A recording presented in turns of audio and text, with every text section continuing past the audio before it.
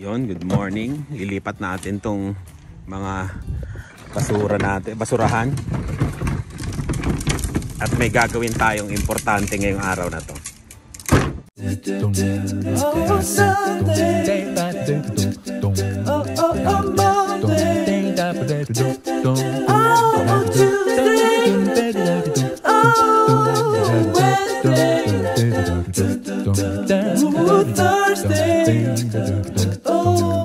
Yan, hinihintay natin yung truck tsaka panghila niya. Ayan. Hihikot na ang tropa. Ayan. Kung gusto nyo rin magpahakot, ano ba to? Magpa-snow removal, lawn care, yan. Yan, no? Pag ako siguro nag-atras nito, baka bukas pa ako, no? Hindi, joke lang. Kasi parang ano no? Mahirap din hulihin no? Siya sanay na oh. Yan, na-park na. Ito na ang may-ari ng Bloomfield Lawn Care and Snow Removal. Yan, si paring Anthony. Yan. Good morning. Ayan, bali, paano pre yung ano nito? Tanong muna natin yung negosyo mo kasi malamang may magtatanong dyan Ayan, ano yung mga ino-offer mo? Ito ano to, kumbaga sabi na ba seasonal daw pero ang ginawa ko 2-in-1 na siya. 2-in-1, oo. Kasi alam mo naman dito sa Canada tayo pag hindi mainit malamig. Malamig yan. So pag ganitong summer, meron tayong landscaping, meron tayong mowing. Ayun. Yung landscaping ano yan, kumbaga mga big projects siya.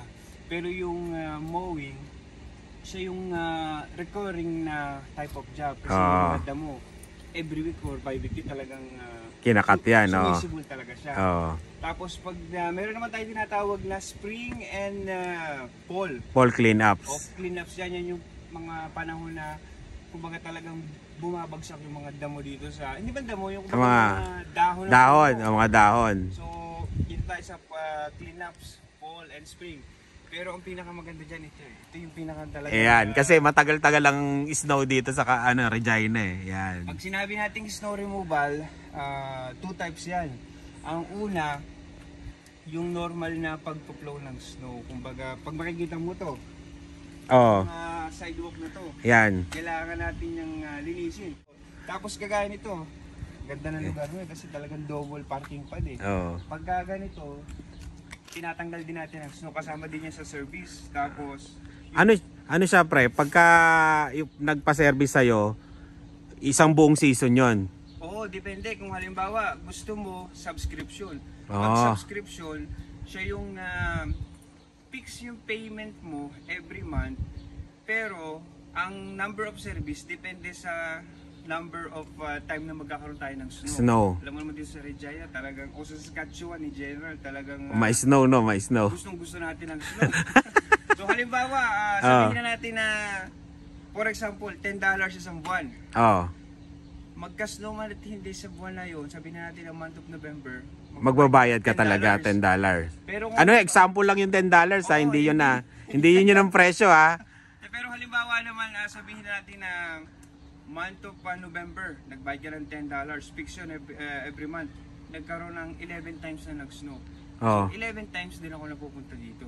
Nalilinisin mo. Ngayon may tanong yung iba, sasabihin ng iba, paano mo naman malalaman kung mag-i-snow ng araw na yun o kung makapal na yung snow, gano'ng kapal bago ka linis, Kasi yun ang tanong nila Kasi nga, baka isipin nila, baka 1 feet na bago ka pa mag-snow. So meron tayong forecast na sinusunod, na which is accurate naman, especially a day before. Malalaman mo na 100% na accurate yun.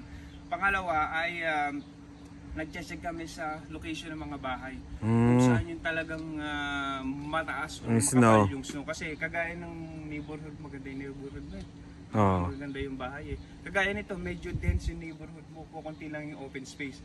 Pag malakas yung hangin o yung snow, pag sa mga ganitong lugar, hindi siya ganun kakapal lang yung snow. Hindi kagaya nung sa Westera, di ba? Open. Yung Harbor Landing. Open yan. Sigurado pag nagka-snow dyan, talaga matindi. Kasi nadadala talaga ng hangin na bumabagsak sa lupa. Pero pupuntahan mo pag nag-snow. Pag ano, nag-snow, pupuntahan yan automatic. Okay. Kasi yun ang nakasaad sa contract natin kumbaga mag-snow man at hindi may monthly ka, monthly subscription. Merong isang season. Yung monthly subscription, buong season na siya. Buong season na siya. Pwede yung isa pang type of service na ino-offer natin. Halimbawa, ayaw mo naman na mag-subscribe na monthly payment kasi meron kang per tawag lang, per tawag lang. Sarili mong snowblower. Ngayon bigla na sira snowblower mo.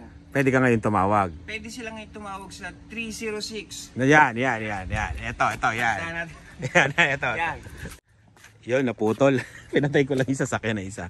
Ayan, ito yung number. So halimbawa, balik tayo sa usapan natin kanina. Hindi ka nag-subscribe kasi alam mo naman tayo mga Pilipino, masisipag tayo. Kumbaga, kahit na $10 o $20 man yan, talagang gagawin natin yan. Pikit mata natin yan. Tayo lang gagawa. Halimbawa nasira yung snowblower mo. O kaya pagod ka nung araw na yon. O kaya pagod ka nung araw na yun na talagang nararamdaman.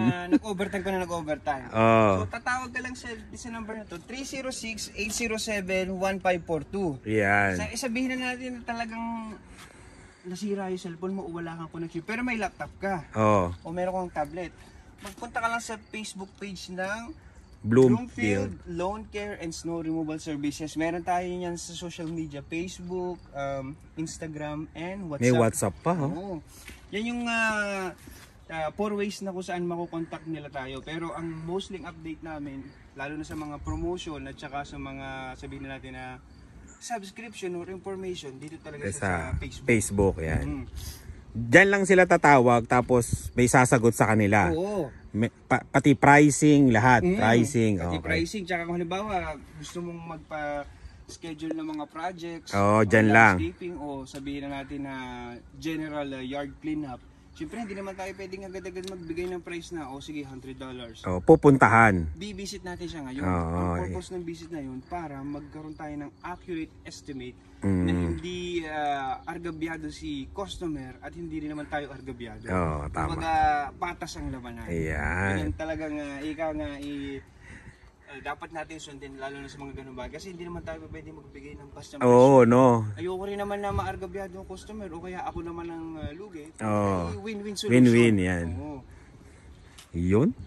Tsaka ang ganda ng panghakot. Nakita nyo naman kung gaano karami makikita nyo kung gaano karami yung basura ko. Kayang-kayang hakutin. Yun. Ang capacity nito 3,500 pounds. Kaya marami siyang may mahakot. Kung makita nyo, medyo may setup na kaunti kasi nga pang pang winter at pang summer yan. Kaya yung sa akin, next season na to kasi alanganin Alanganin. Medyo huli na sa season kasi ang summer natin dito patapos na ng September 20. After nun, fall na. So kumbaga pag ipinaraject mo to, tatagalan, Tatagalan tsaka hindi na siya ganun mag-bloom ng Bloomfield. Bloom na bloom to Huwag nyo lang kalimutan 306-807-1542 sa Regina. Ayan. Pwede ka rin mag-project pre ng kunyari lalabas ka ng Regina. Kasi baka may nanonood pwede siya halimbawa sa White City or Pilot Butte. Yan, yung mga malalapit lang na town. Pero hindi po pwede yung sa Musjo. Malayo na. Malayo na yung Musjo. Basta within Regina yun. Tapos sa bandang east na mga Emerald Park pwede pa. Pwede pa. Pwede pa yan. Ang hindi po pwede, ang medyo out of zone na tayo, Musjo, White City okay pa Yung Weyburn, masyado na malayo sa atin. Tapos nagpapaano rin sila yung sa Tim Hortons, di ba? Gumagawa ka rin doon. Ayan. Hindi lang tayo sa residential, sa commercial din. Ayan, Kung may mga commercial kayo na pwede nyong pa snow removal o kaya pa landscape, pa linis, yun. Pwede rin ng Bloomfield Hindi lang siya residential. Ang last time na ginawa natin, 2 branches ng Tim Hortons. Mostly, gumawa tayo doon ng 3 service job. 2 with removal at saka isang mulching. Yung mulching yung pagtatambak talaga ng kumbaga pagtatambak dun sa mismong tinutubuan ng damo para magandang tingnan. Yun, no? Kumbaga part din siya ng landscaping pero madali lang siya kaya kumbaga pinagawa sa atin na tayo naman ay sabihin na natin na welcome mag-accept ng mga ganong uri na trabaho. Ayan. Kaya huwag kakalimutan pag may kailangan kayo, Bloomfield lang Ayan. Tsaka ang number one, kailangan na customer satisfaction. Kasi minsan kasi iisip natin na kailangan yung yamado tayo Pero sa mga ganitong business, lalo service type of business, kailangan ang number one talagang priority natin we provide what the customer needs. At saka we make them satisfied para maging redundant customer natin siya. Pag dumating yung panahon na ay kailangan natin magpahapot ng mga basura or gamit sa likod na hindi natin kailangan. Maisip agad nila yung company natin. Halimbawa, may company ka, yung magandang pinrovide mo service. Siyempre, maisip ko uli ng customer mo na, ito, ayos to si Carinio. Kumbaga, hindi mo, word of mouth ba o kaya, dahil sa ganda ng service mo, paalala ka uli nila. Babalik uli sila. Tsaka kung i-request nyo ako mag-akot, hakutin ko rin yung mga kalat nyo. Mag-a-apply tayo dito. Ayun, tara. Ayun, maraming salamat pre. Anthony. Thank you. Anthony, may-ari ng Bloomfield. Ayan, huwag nyo kalimutan. Bloomfield. Yun. Nice na.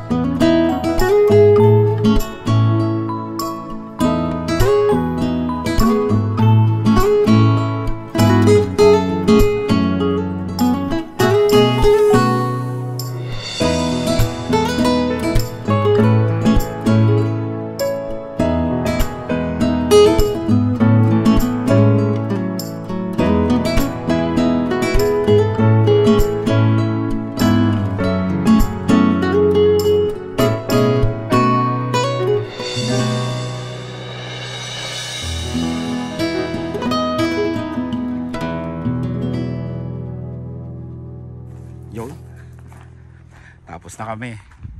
Ayan ganito karami yung basura namin. Ayan. Kung may kalat din kayo, ayan. Dito na.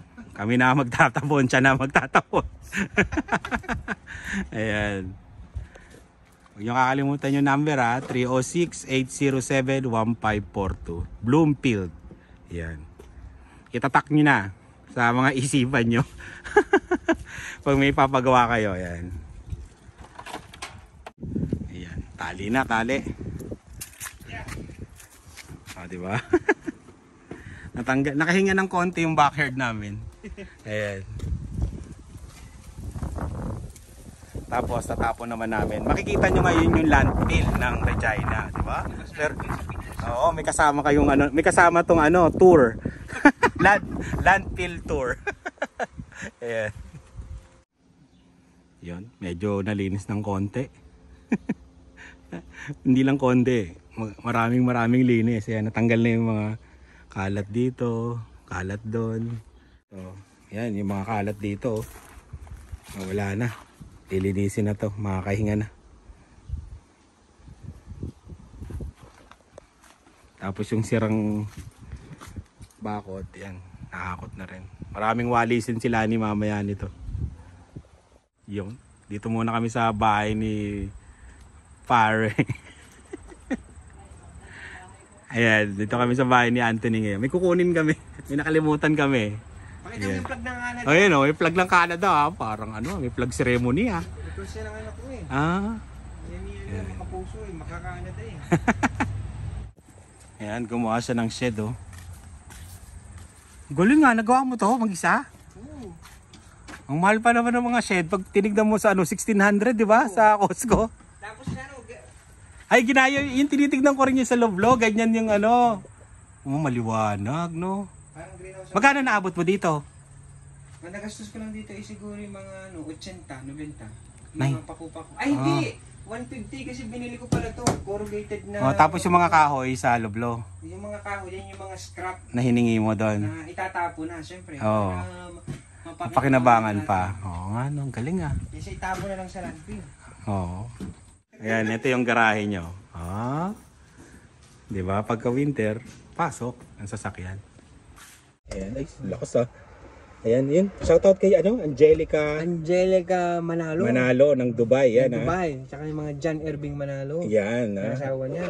Maraming salamat sa laging panonood. At pati kami updated. Nandito kami sa Canada pero hindi namin alam. Pero sila nagbabalita sa amin. Ayan, maraming salamat sa laging panonood. Magkikita rin tayo. Ayan, doon tambay tayo sa bahay.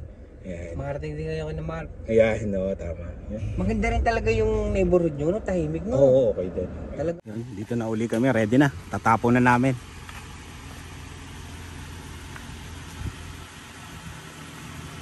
Yun, sakay na tayo sa matinding truck. Oh, solid yung tunog ng Parang pwedeng pang hampasan. Oo nga. Ram, diba? Seatbelt? Halatang halatang mabigat. Mabuti no, na-practice mo na no? Na magganyan, no? Oo. Tsaka magano ng truck. Sasayad ko. Dami nating nahakot. Yan talagang sinama ko na lahat eh. Oo. At least isang hakutan na lang. Pero 1,000 naman yung capacity niya, 1,500 kg. 1,000. Parang sa tingin mo mga 700 to. Mga 500 to 6. Makikita natin mamaya dun sa sukat, no? May sukat. Harapan na yung school.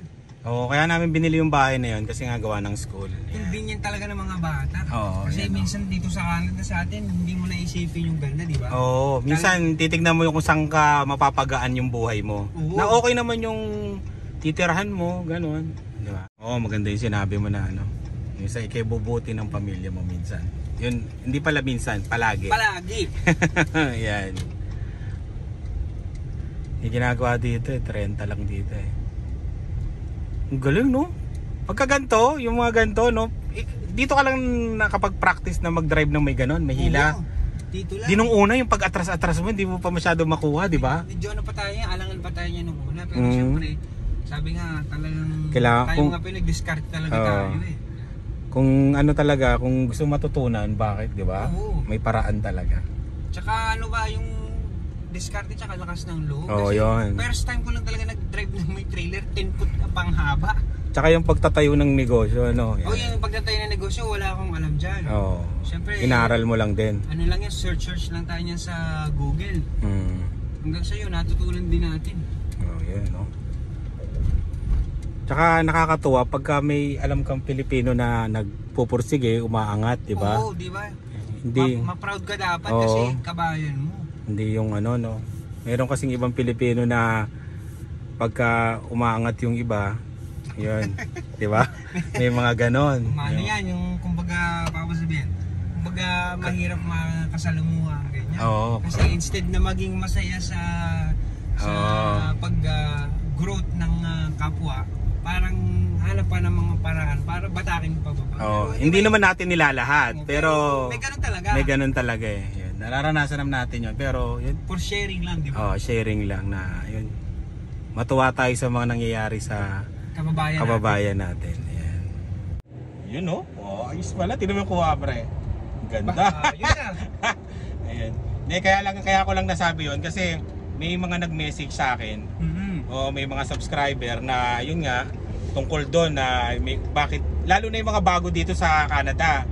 Mga sinasabi nila yung mga ganun daw Pilipino. Pero hindi naman lahat. Hindi naman lahat. Sabi ko nga sa kanila, hindi naman lahat. Talagang may mga Pilipino talaga. Mas marami yung Pilipinong mababait. Yan. Kaya wag na lang nilang pansinin kung makakasalamuha sila ng ganung Pilipino. Tsaka ano yan, parang virus yan eh. Kasi kagaya ko, galing ko sa Middle East, di ba? Nagtrabaho ko sa Dubai, Abu Dhabi. Ganyan talaga. Kumbaga, yung mga tao, nature na ata natin yung mga Pinoy. Pero sabi nga, hanggat wala kang inaargabyado, Oo. Wala kang dapat na ikaisip. Oo, tsaka ikahiya kung anong gagawin mo. Yun. Kahit madumi man yan, basta natural o kumbaga sa marangal na paraan. Oo. Basta wala kang inaargabyado. Tapos, ang maganda kasi yung hindi ka hihingi ng kapalit. Oo. Mas maganda na hindi ka hihingi ng kapalit, pero ikaw pa yung magtutulong sa kapwa. Kung hanggat kaya mong tumulong ka na. Huwag mong iisipin na yung kapalit lagi. Kasi magiging habit mo yun, pangit yun. Tsaka ano pati, mas maganda niyan, ikaw yung tumutulong sa kapwa mo kasi ikaw yung tinutulungan. Oo, diba? Tama yun. Tsaka wag mag-isip ng ikakasama ng kapwa. Hanggat maaari, ikabubuti nila. Kaya mo sila, ikaw natutulog ka ng malumanay at mahimbing sa gabi, kaya mo sila mag-isip. Tama yun. Yun nasagot ko na yung yung question mo sa akin Ayan, kasi may mga nagme-message na gano'n. Basta tayo, matulog tayo ng gabi na masaya, kumbaga mapayapa. Yung may mga tao na may mga gano'n na may mga hindi iniisip. Kaya mo sila mag-isip, basta ikaw sleep well.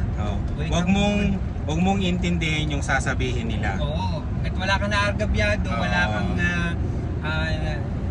pangit na word natatapakan ba o wala kang nilalaman na kapwa. Ayos yan, basta marangal. Ayan. Kasi nagulat daw siya nung pagpunta niya dito sa Canada. Tapos yun, magtatayo daw siya ng kung baka naikukwento niya sa mga yun. Tapos bigla daw marami daw tumaas ang kilay. Sabi ko lang sa kanya. Real talk ba? Real talk. Kasi yun ang minessage niya sa akin, nakipag-usap sa akin. Sabi ko hindi, ganun talaga. Kasi akala niya daw, doon lang doon sa bansang pinanggalingan niya. Pero meron din. Sabi ko, hindi naman lahat dito sa Canada. Siyempre meron, iba't-iba't kasi ang ugali ng tao. Tama. Kaya yun huwag mo lang pansinin, kaya mo yan. Gawin mo lang kung ano yung tama na naiisip mo. Tsaka ito pa ang isa kong natutunan. Kasi dito. Galing na rin tayo hindi lang sa Canada, galing tayo ibang bansa. Pumirma ka ng kontrata, pumirma ka ng PR, nag-submit ka ng PR requirements mo. Wala naman yung mga tao dun sa contract. Yung mga tao ba na nambubuyo kung sino man nambubuyo sa'yo, kung sino man yung namamaliit sa'yo. Wala naman sila dun sa COPR mo Confirmation of Permanent Residency. Wala naman sila dun sa kontrata mo na mamimit mo pala si Carino, ganito ganyan. Walang ganun Kumbaga dumating ka dito para sa pamilya mo, hindi para sa kung sino man yung sa ibang tao. Di ba? Wala yung kaya pag mga ganyan palampasin mo lang, huwag mong pansinin. Tama. Ayun ginagawa nila yung parang tubig yan tubig. Ayun May nakita nga ako dito vlog vlog yung parang nakapost ba sa Canada, 4 season daw. Yung 4 season na winter, hindi pala, fall, winter, spring, tsaka construction. Tama. Pag summer kasi construction dito hindi walang summer kasi yung summer sa atin dito sa Canada parang season siya ng construction talaga Kahit saan may naggagawa ng kalsada. Yun yung pagkakataon nila Hanggang fall pa nga yan, gumagawa sila Hanggat wala pang snow. Ay, dadaan tayo ng pala. Refinery, makikita nila yung refinery. May oil and gas din. Ito yung refinery. Kung may experience kayo sa oil and gas, pwede nyo i-try dito. Kung hiring Ayan. Pagka sila maghanap ng job sa Canada, maghanap sa SAS Jobs. O kaya pagka in general sa Canada, sa Job Bank, diba? Job Bank, yan. Sa Job Bank, yan. Sa mga gusto mag-apply, Job Bank. Nung dati, nasa Abu Dhabi pa ako hindi pa ako PR dito doon ka nagtitingin. Nag-try din ako niyan. Alam mo, may nag-respond sa akin na customer kasi yung pala, parang direct pala yun sa mga employer. Yun. Job Bank. May nag-reply sa akin, nasabi niya sa akin, meron ka bang yung ngayon sa English comprehension, nakalimutan ko. Tinatanong ako noon. Wala ako. Sabi na, kailangan daw may requirements daw sa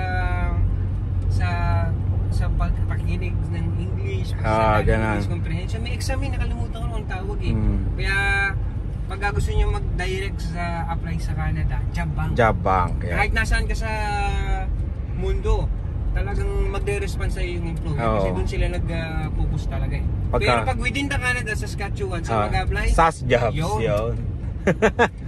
Basta lang, tiyagaan lang. Kung walang nagre-reply sa inyo, apply lang na apply. Yung ganun lang. Siguro naka-apply ako na siguro mga 135. Oo, tignan nyo. Oh. Pero landed PR kayo dito, no? Oo, ano kayo, ano kayo, SNP? SINP, oh. Oh, yeah. Tsaga-tsaga lang din talaga oh, yung mga taga Middle East dyan, mga taga Dubai yun. Apply lang na apply, tsagaan lang. Tsagaan lang talaga. Huwag mawawalan ng pag-asa. Susunod, makakakwentuhan na namin kayo at susunod, kami nakahakot ng basura ng bahay nyo. Siya na rin na mag snowblower ng bahay nyo. Daga. Yung expectation mo sa landfill, madumi. Madumi. May ipis, may daga, dati ganyan. Ibang iba. Dito malinis. Oo, talagang segregation talaga. Ito yun. Saka isa yung bagay na napansin ko dito, pagka magtapon ng basura, yung metal hindi nila isineseparate nila. Sa atin, di ba may mga junk shop? Oo. Dito yung metal, wala nakuha ng junk shop, hindi ko lang kung saan nila yung dinidispose. Meron yata yung parang malakihan, parang may... Video mo yan, yung parting yan. Di ba nakita mo yung mga kahoy na yan? Oh, yan. Every Sunday at Saturday, pwede kang... 7 a.m. to 5 p.m. Libre yan, magtapon, walang bayad. Yan. So, yan yung, mga yard waste. Yard waste, mga pinagputulan ng kahoy. Pero kailangan, ang vehicle na dadalhin mo, walang nakalagay na kagaya nitong Bloomfield. Kumbaga walang commercial, walang commercial, dapat residential vehicle lang, para libre.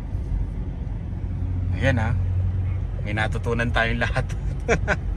Para pagka may mga pinagputulan na puno, pwede. Pero ang number 1 rules ay bawal magtapon ng puno ng elm.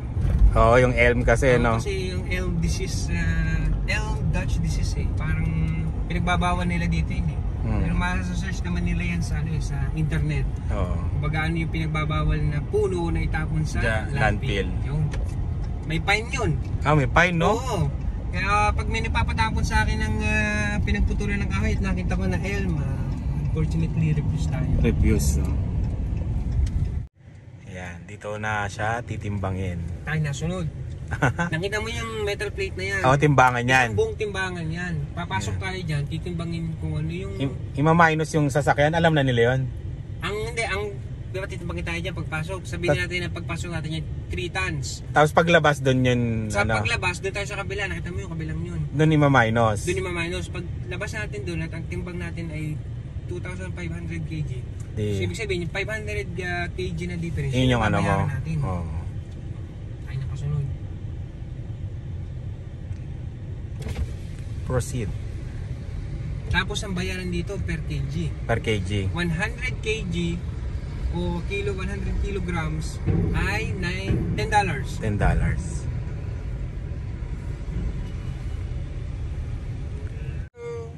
How are you? Not bad.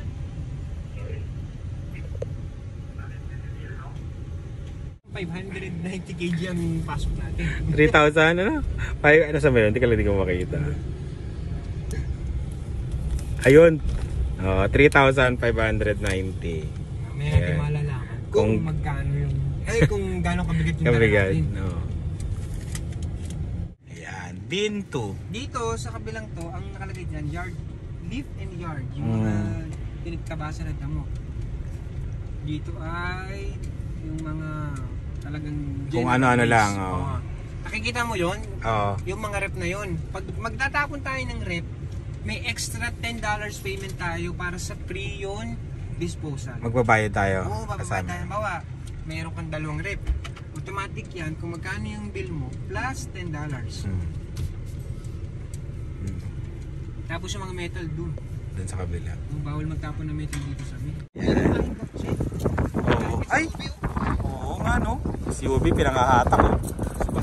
Yung pasensya na, mahangin Na-excited kami. Hindi pa pala namin natatanggal yung strap. Excited Ayan, dito. Ito yung mga example ng mga tinatapon dito.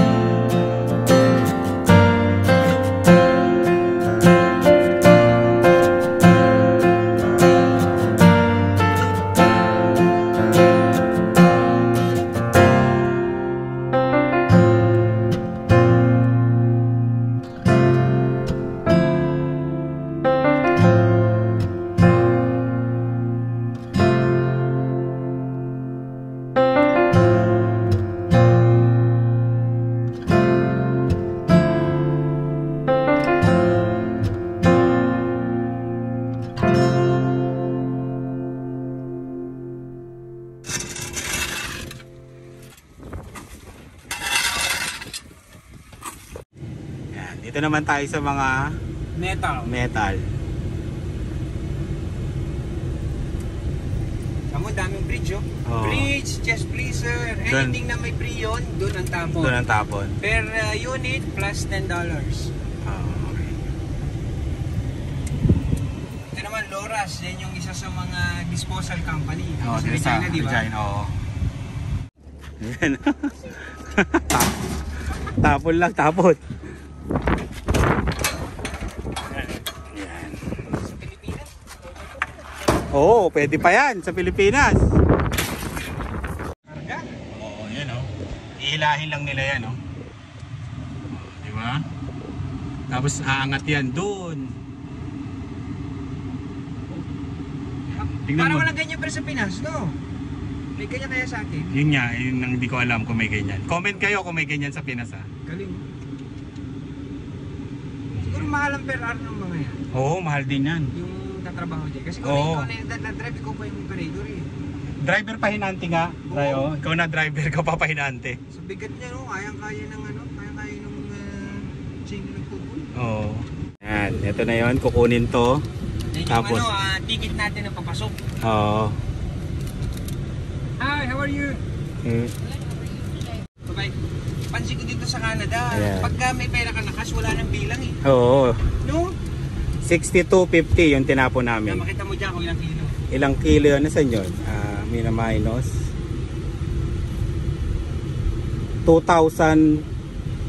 660 Kilo? Oo. Kaya pinakamabigat kong kinarga. Buti di natin naabutan tong kilo. Ang haba. Lunis kasi. Oo. 660. Pero kapasidad ng hila mo 1,000. 1,400. 1,400. Panis. 1,400 eh. Kaya yun. Daan lang kami sa ano. Bilian ng chicha. Tapos uwi na kami. Yun o. Kita rin naman yung mga building ng Regina eh. Tsaka yung refinery. Sana makita nyo ah. Ganda na. Yun. Bili muna tayo ng pagkain natin. Hindi na kami nag-lunch dalawa eh. Ali, bili na tayo ng pagkain. Take out. Dito na kami sa bahay. Ayos na pre ha. Salamat, salamat. Yan. Bloomfield Lawn Care and Snow Removal Services. Yan ha, yung number ha. Okay. Yun.